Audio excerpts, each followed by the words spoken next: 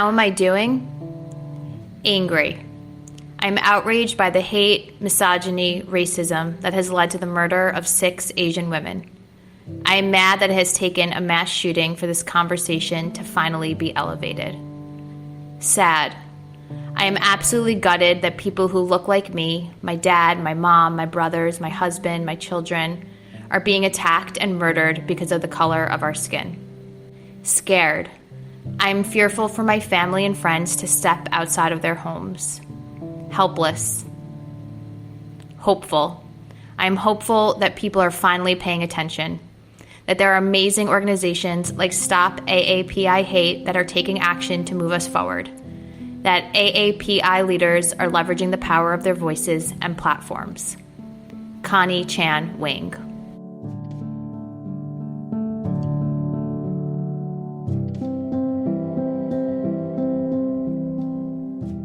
For my 13-year-old and many others, reports of escalating attacks against Asians are shocking. But sadly, violence against AAPI in this country isn't new. It has persisted as long as Asians have been Americans. In the U.S., it's been too easy to ignore the plight of AAPI. We are, after all, stereotyped as the model minority, passive, subservient, hardworking strivers who keep our heads down, do what we're told, and never speak up. This lie labels us as soft targets for crime because Asians are perceived to be uniformly well-to-do, which is not true. Income inequality in the U.S. is greatest among AAPI. And because Asians don't fight back, Asians don't report crimes. Most insidiously, the model minority myth harms not just the AAPI community, but all BIPOC, driving a wedge between communities of color, pitting historically oppressed groups against one another, and holding us all back. We're still going on walks with our kids. And on those walks, we're now discussing what it means to be Asian in America today, and how we can better support our communities and work in solidarity towards equity and justice. Henry Fong.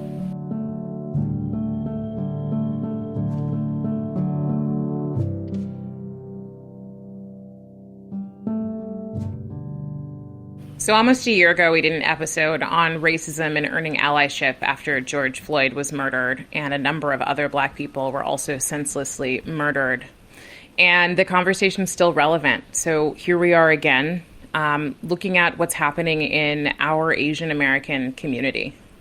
When COVID hit in 2020, we saw an increase in Asian hate crimes.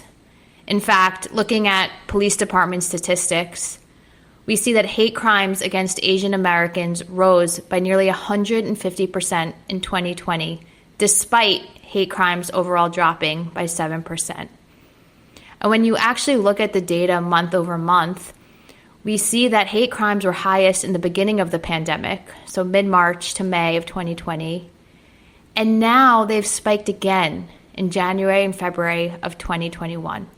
We are releasing 2 episodes that we recorded in June of 2020 on race in America and earning allyship. We looked at these 2 episodes and recognized they're still relevant because in America and around the world, we are still operating on a spectrum that almost feels like a caste system, from white supremacy to anti-Blackness.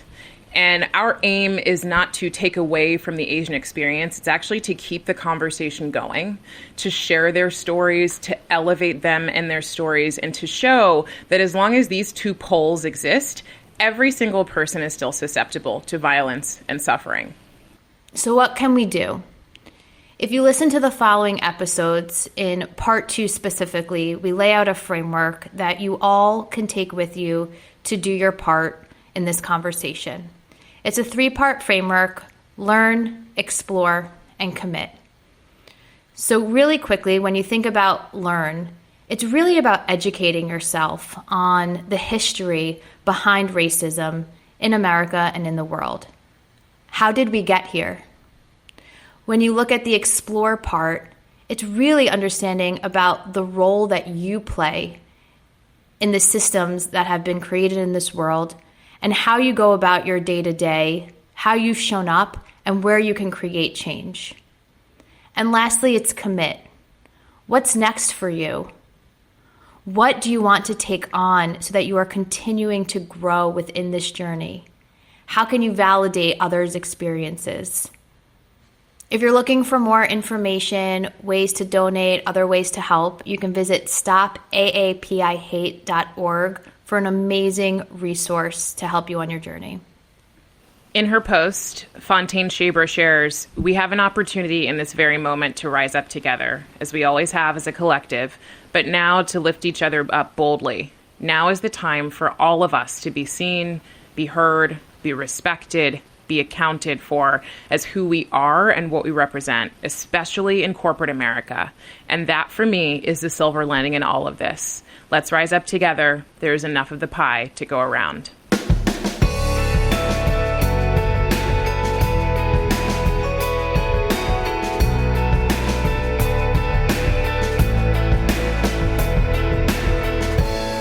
Hey listeners, welcome to In the Arena. I'm Jackie Goldberg. And I'm Leah Smart. And today we are going to have one of the more real conversations that we've ever had on this podcast. Not to say that they're not all real, but when this podcast started, and many of our listeners know this, it really was a situation where Leah and I, two colleagues and good friends sitting on a couch, having a really deep conversation and recognizing that there is value in other people listening in and hearing what we have to say. And this week, today, is one of those days where there is a lot to be said and a lot of conversation to be had. You know, more recently in the past week or so, there's been some racist incidents. George Floyd and Christian Cooper are two that come to mind from this week. And then in the past few months, Ahmaud Arbery and the situation just being a jogger and a Black man. And it is unacceptable. And there's so much emotion that comes from this. And for me personally, as a white, Jewish, American woman, I woke up this morning and I realized that Leah, one of my best friends, who's a Black woman living in the States, I didn't even check in on her this week to see how she's doing. And, just being caught up all week in my job and my personal life, it really hit me that I want to have a conversation with her about how she's doing. So today we are going to have this conversation and share both of our thoughts, right, about what this means to us, where we're at, and really how we can be allies. Our mission of this podcast is humanizing work through real conversations. And not only is this a real conversation, but it's one that has to be had in the workplace. As a manager of a team, I know it is my duty, it is my responsibility to have this conversation. And it's also uncomfortable at times. And as an ally, I want to learn from Leah. I want to learn from the people around me on what I can do to speak up and what I can do to play a role in evolving our country and evolving the way that we look at racism and all that exists today. And so that's where we're at today. We did not prepare for this in any way. This is me and Leah having a conversation as if we were on our couch, checking in with one another as friends.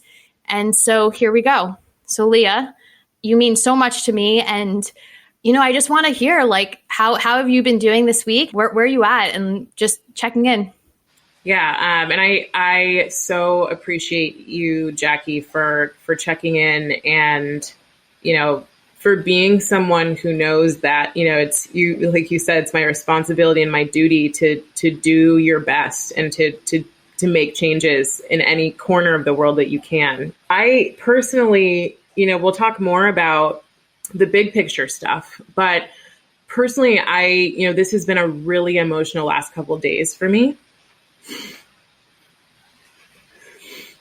And I tend to be someone who is fairly, I feel someone who isn't super emotional about this. I don't constantly beat this drum for a number of reasons. And I think it's really important to talk about some of those reasons a little bit later too. But, I don't really watch a lot of news. I'll be honest. I'm very thoughtful of not bringing a lot of this in. And the reason for me is I use the phrase, if you sit in mud for too long, you're going to get dirty. And so I really do take that seriously. And so I didn't find out about this until Wednesday. And, I shared on LinkedIn, I watched the video of George Floyd and I was probably in shock. And then yesterday I I mean, I went out for a run in the morning. I'm a big runner, and I had forgotten to run for Ahmaud Arbery, a few weeks ago or months ago. And I was like, I'm going to commit to running for him and running in honor of him, running unafraid. I'm fortunate that I don't feel fear when I run, but, I felt this feeling as I was running and finishing up. I was thinking about my children that I don't even have yet. And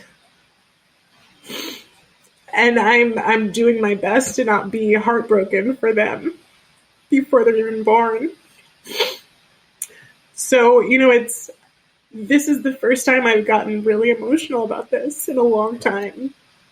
And I think it's incredibly important to be open about the emotion, because people, the more you know and the more you open yourself to empathy, even if you aren't going through this, we've all experienced loss. We've all experienced pain. We've all experienced suffering.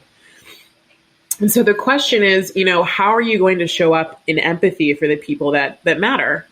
And something that happened yesterday was I posted this on LinkedIn, and then I actually shared it with my bigger team, my org, and just said, hey, I want you all to see this and, please share. And what it started was an amazing thread of people sharing their own communities, like their own lives, their own stories. And I won't go into any of them in depth for sake of just keeping all that confidential. But it was beautiful and opening and heartbreaking. And it's like, I cry because I cried yesterday because I'm sad, and because I just saw so many people start to open up and become more raw about their own experiences, from saying, they have people in their family that are part of my community that they're afraid for, or, they don't know how to talk about this stuff. And so they just don't, and they want to learn how, or, there's just so many different perspectives. And so how I'm doing is this mix of, I'm sad, I'm heartbroken. I feel kind of broken open. And funny enough, I was on Wednesday having a therapy session about my own challenges within my own race. It was focused solely on, I have a Black therapist, was focused solely on intra-racial discrimination and how painful that is, and the things I've carried forward from 20 years ago, honestly. And I was bawling my eyes out about that. And I was like, what an interesting, I don't even know if the word's dichotomy, but what an interesting dichotomy. Two things, like two different days, so similar, both so painful. And it's just been an emotional week for me around the color of my skin, which is not something that I am often super emotional about. Yeah. Thank you so much for sharing. What do you think it is? Is it the recency of these events and how close they are together that makes it more charged than normal? Is there something else that's there that we haven't yet seen? Is it that more people are speaking up, so it feels more prevalent? I'm curious how things maybe have shifted for you, even over the past, your life, right? How things have shifted, and then what makes it more so right now. Yeah, I mean, I think it's probably, if we go from the wide view, we're in the middle of COVID-19. We're sheltering in place. We're all at home. And as you and I've talked about, we're home alone, a lot of us. Even if you're with people, you might feel lonely. We're all kind of meeting our shadows. We're going into our stuff and we're looking at the things we don't like. We're seeing those things clearer than we ever have because we don't have the distraction. So I think that's the big picture. If I continue to zoom in, and this is my experience, what I think is really important when you talk about any community that's been marginalized, one of the hard things is, as a Black woman, when I speak and a white person hears me, a lot of times they're hearing what they think they're hearing is the voice of an entire community. And what's really important is that, this is my voice, one voice. We all have very different experiences, lived experiences. So every story is going to sound different. And that's the beauty of this, right? We all have our own unique stories. I rejected my own Blackness for a long time. I was never the girl who was, the prettiest girl, or the one with the hair people liked, or with the body type that people like. I never. And funny enough, on my call with my therapist, we were talking about body image, and she said, I have clients now who are crying and sad because they don't have big butts. I was like, I spent my whole childhood trying to figure out how to get rid of my big butt.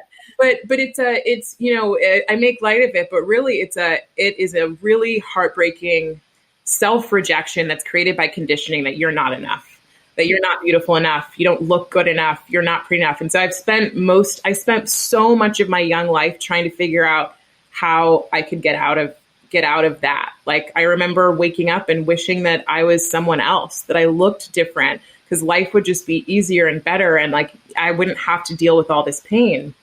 And so,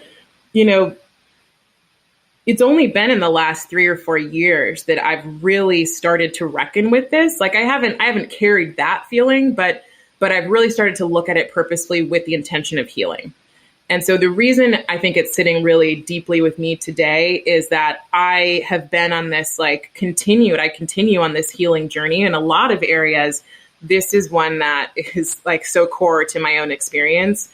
And, I look at the people that, the people that I love. I look at the people I care about. I'm thinking about my brother or my dad and the people in my community that could experience this, and thinking about myself. Like, I'm a runner. And so these things feel very close to home, but it's also for me, this really deep, because I'm on this journey, deep acceptance of self that has transformed me over the last, 4 years. And then deep acceptance of all those who look like me, despite what I just shared earlier, which is some of the things that happen within our own culture. There is such goodness in so much of what you said, and so much wisdom. And I the one voice, the one story, we're all unique. We all have our places that we came from and how we were brought up. I was brought up in a really non-diverse neighborhood. I'd say 85% Jewish, 95% white. And it was all I knew growing up. Even through my college, I went to a private school in the tri-state area, not diverse. And entering the workplace was my first experience of interacting with, being with people of color, different races, having friends who are different than I am.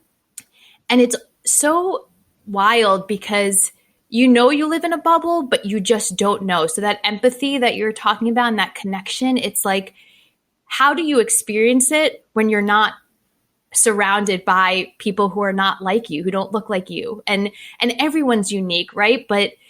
And that's wonderful and beautiful. And that actually is what connects us as humanity, is our uniqueness, and brings us together as one.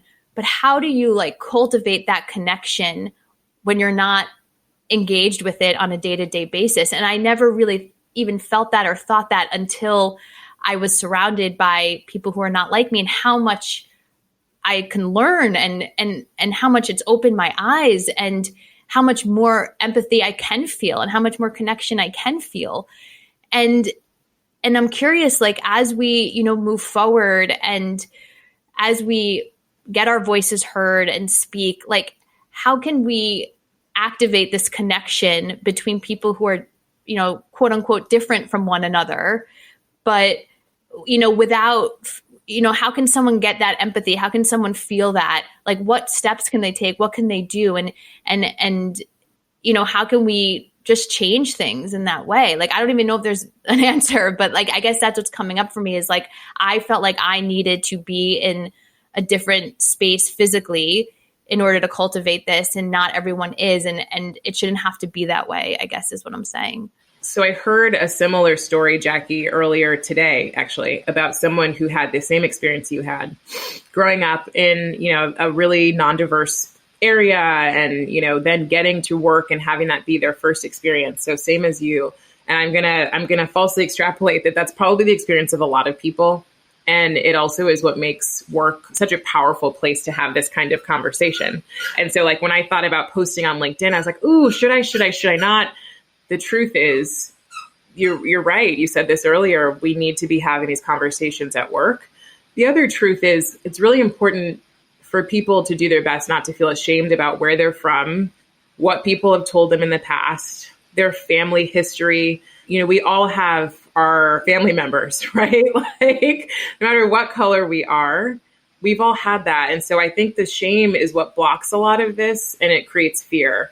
And so it's like, well, if I'm ashamed, there's no way I'm going to let this demon out, that maybe a cousin or a family member, someone I love, talks about people differently. And you have to, I think the remembrance is like, we are all here having been conditioned by a set of beliefs, not truths. And so it's just like, give yourself permission to know, and forgiveness that doesn't mean these are truths. It means they're beliefs, and you have the power to undo them.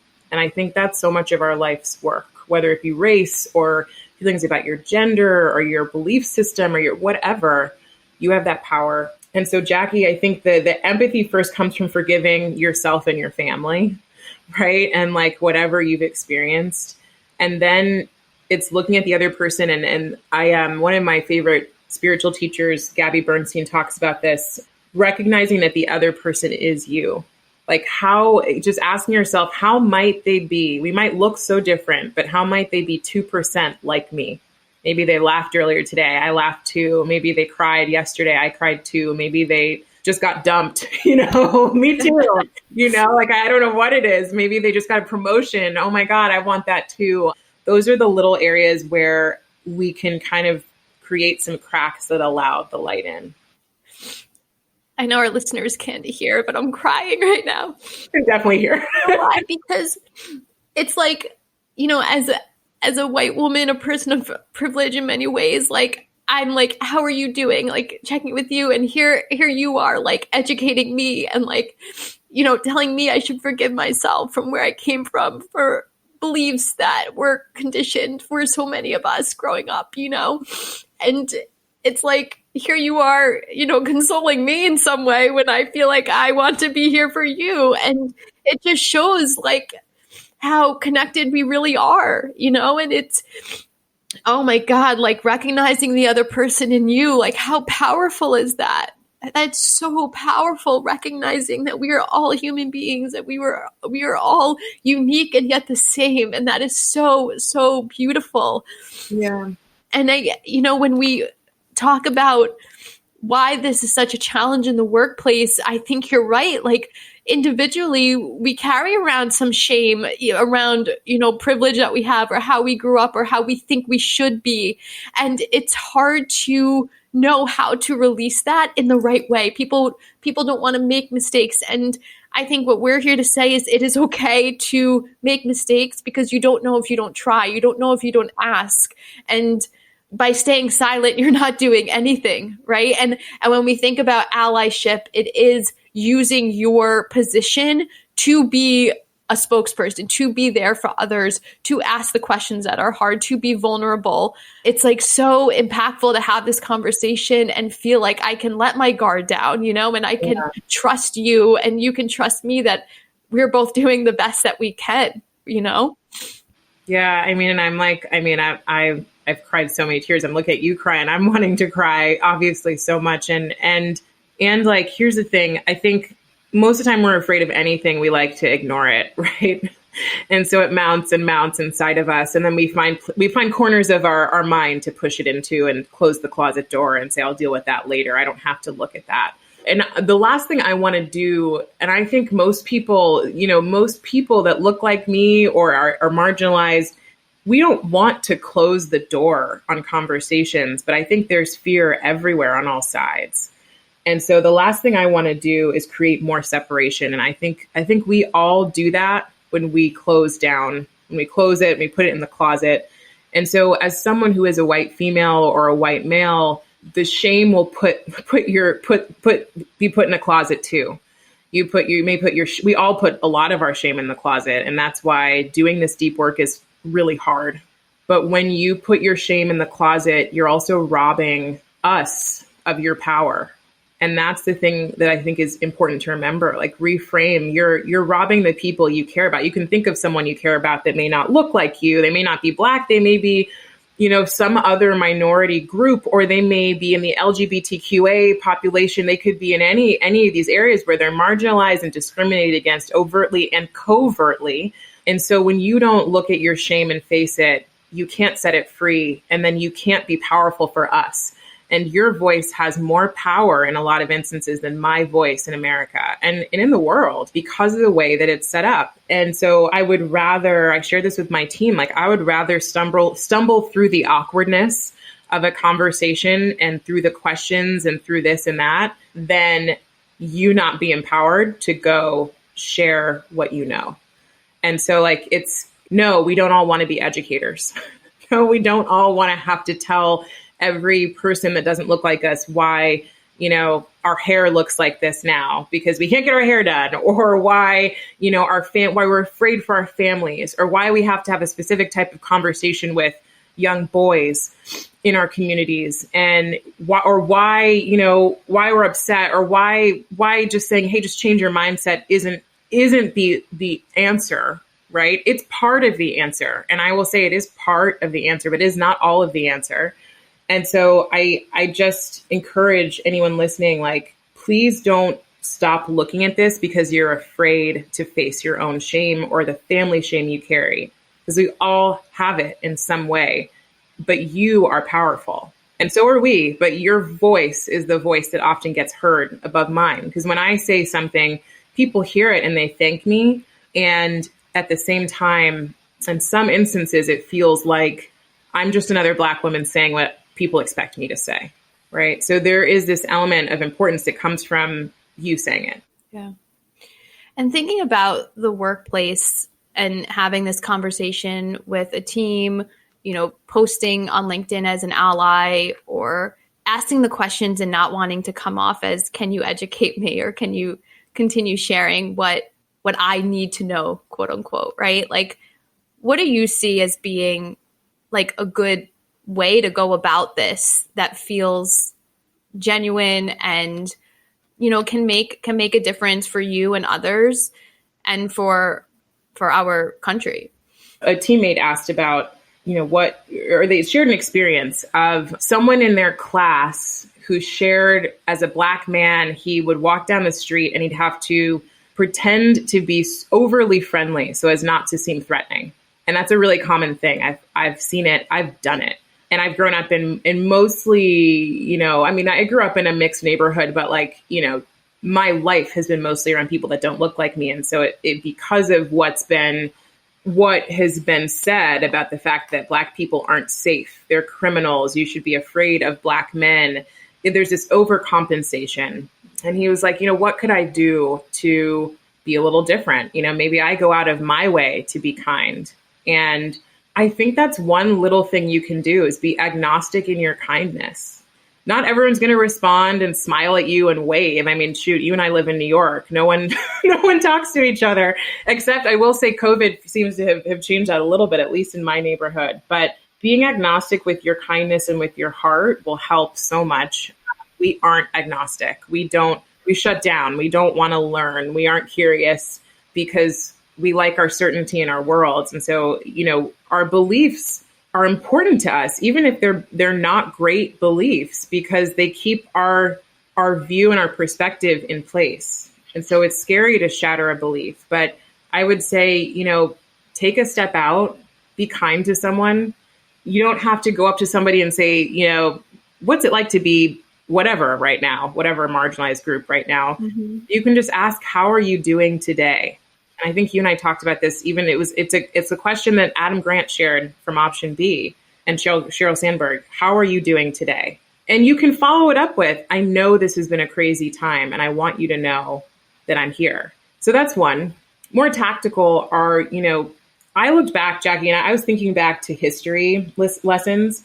There's so much. I took African American history, a number of times in high school and college, but those were the only classes that gave me the real truth of what's actually gone on. A lot of these classes that we all took as young adults were shifted and molded so that, you didn't have to open that Pandora's box of pain or shame or not knowing how to deal with what racism has looked like over the years.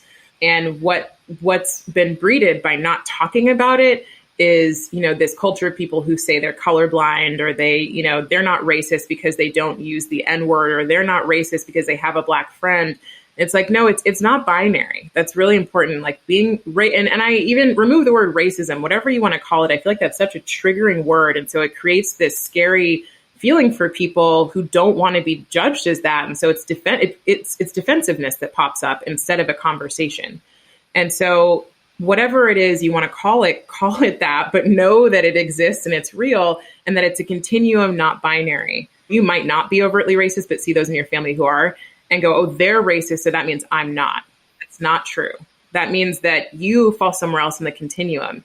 So to educate yourself, like I think when I think about history, just know the truth. Like, we take so much of what's said as the truth. Just because it's said doesn't mean it's true. Just because it's written in a book doesn't mean it's true. But that's what we were conditioned to believe. So there's a really cool Instagram I just found this morning called Mockingbird History Lessons.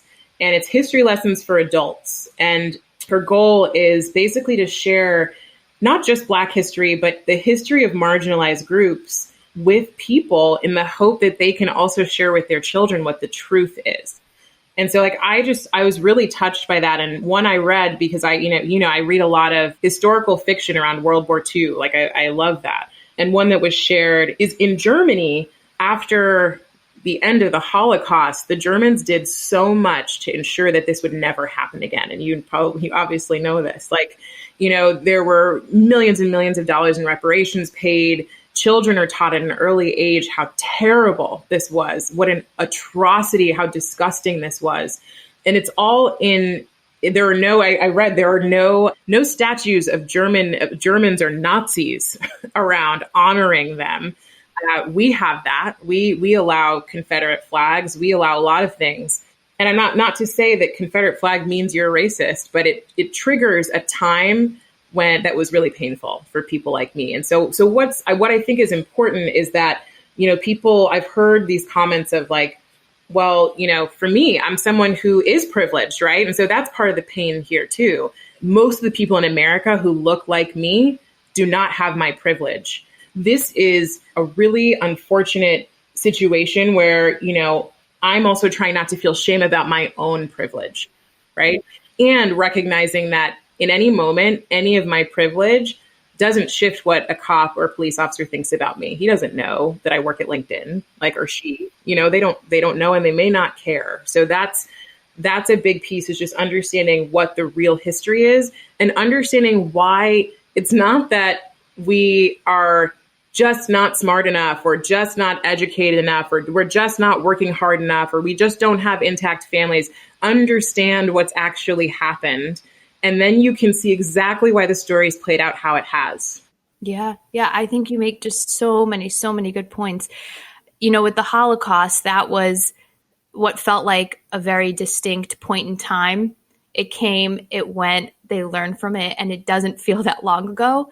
And so our generation, my German friends who I can have open conversations with about how they view Jewish people, it's different in that sense that, slavery and learning about what went on in our country hundreds of years back. So, I mean, this goes back decades and years and years and years of something that was built on a foundation to, these conditioned beliefs, so to speak, that we have to unravel person by person. And it's not flip of a switch, we're going to just do all that we can to compensate for this. There's so much embedded there. I think you make such a good point about educating yourself, not only of what's going on right now, which I think is really important. And you talked about how you shy away from, some of these videos and the news in general, because it's really hard to watch. And there's definitely truth in that. It's hard.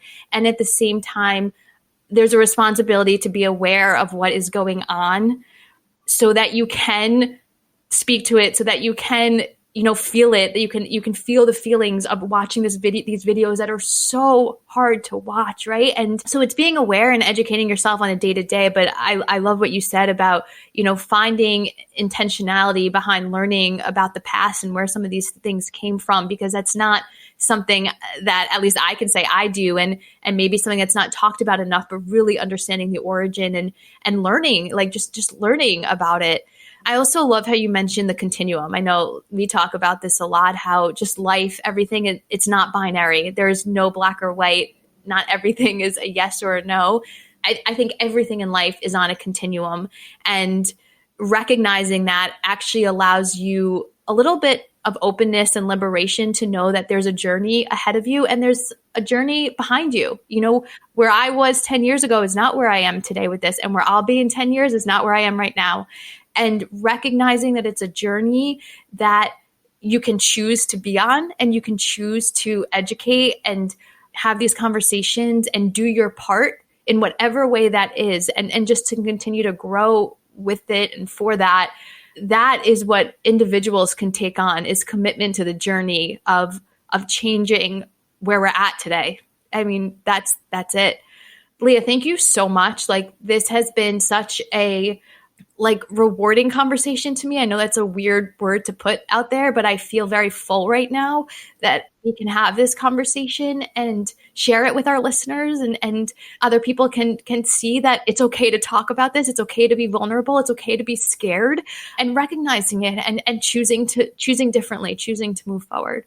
Yeah. And thank you for being open and vulnerable. And like, this, as we shared at the beginning, like, we had a whole different plan laid out for today's podcast. And it wasn't until about an hour ago that we made a change. So we had no idea what was going to come up in this conversation. And yet, like, it actually reminds me of why we started this in the first place, was our own belief that we can have these conversations powerfully and openly and vulnerably, and, you know, kind of be that vulnerability begets vulnerability, right? And so, like, you're a model by allowing yourself to be emotional. And I hope I'm a model too, by allowing myself to be emotional and to share. And I would say, you know, we just recently had Mike Robbins, the author, on our podcast, and he said, don't waste a good crisis. He said that was some great advice he got.